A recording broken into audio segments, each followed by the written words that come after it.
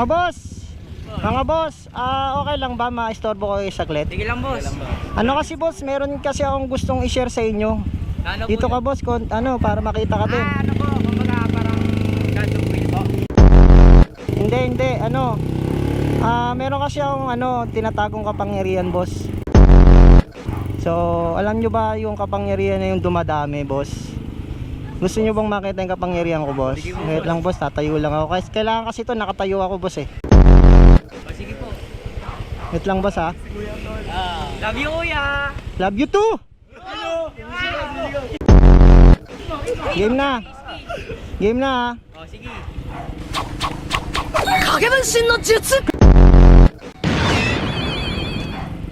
Oy, tol.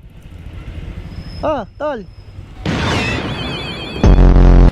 Nakita nyo, tol?